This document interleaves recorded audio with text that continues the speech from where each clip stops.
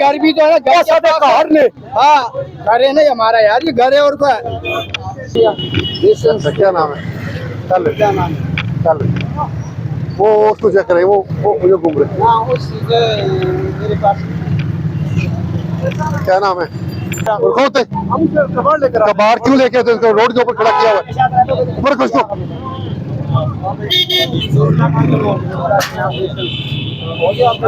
Check करो।